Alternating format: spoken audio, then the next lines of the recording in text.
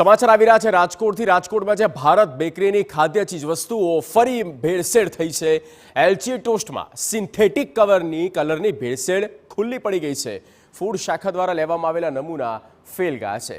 Synthetic કલરથી અનેક રોગો થવાની શક્યતા રહેલી છે। ત્યારે ભારત બેકરી સામે એડ્યુડિકેશન કેસ દાખલ કરવામાં આવ્યું છે। નમૂનાઓના પરિણામ જાહેર થયા બાદ આગળની કાર્યવાહી હાથ ધરવામાં આવશે। ફરી એકવાર રાજકોટ શહેરના હજારો લોકોના આરોગ્ય સાથે ગંભીર પ્રકારના ચેડા થયા હોવાનું સામે આવ્યું છે ને રાજકોટની જે મોટી ગણાતી એવી ભારત બેકરીના જે નમૂના લેવામાં આવ્યા હતા એલચી ટોસ્ટના જે ગત 8મા મહિનામાં તે નમૂનાનો હવે રિપોર્ટ આવ્યો છે ને આ જે ટોસ્ટના નમૂના છે તે ફેલ થયા છે।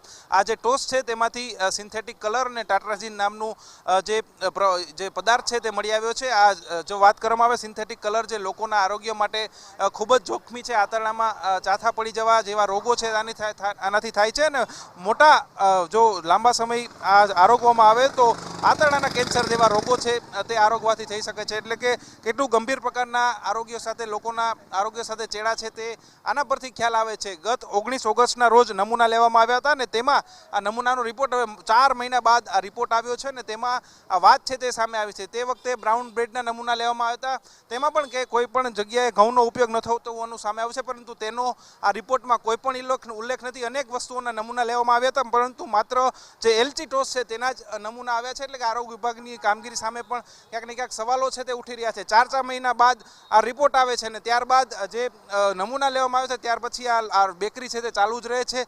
આ નિયમો છે ક્યાંક ને ક્યાંક એમાં કડક કરવા જરૂરી છે, કારણ કે ભેળસેળિયા તત્વો હવે ખૂબ જ વધી ગયા છે ને આ લોકો સામે કડક કાર્યવાહી નહીં થાય તો આ લોકોના આરોગ્ય સાથે ચેડા કરવાનું ચાલુ રાખશે। કારણ કે અત્યારે જે પ્રકારે અખાદ્ય વસ્તુ પકડાય છે, ભેળસેળ પકડાય છે તો સામાન્ય દંડ થાય છે અને વર્ષો સુધી કેસ ચાલે છે। એટલે આ લોકોના આરોગ્ય સાથે ચેડા કરતા અચકાતા નથી। હવે સરકારે ખૂબ જ જરૂરી બન્યું છે કે આવા ભેળસેળિયા તત્વો સામે કડક કાર્યવાહી થાય। જ્યારે અખાદ્ય વસ્તુ આ લોકોના એકમમાંથી મળી આવે ત્યારથી જ આ લોકોનું એકમ છે તે સીલ કરવાની જરૂર છે, તો જ આ લોકોને ભાન આવશે અને લોકોના આરોગ્ય સાથે ચેડા બંધ થશે। કેમેરામેન ભાવેશ લશ્કરી સાથે રોનક મજીઠિયા, TV9 રાજકોટ।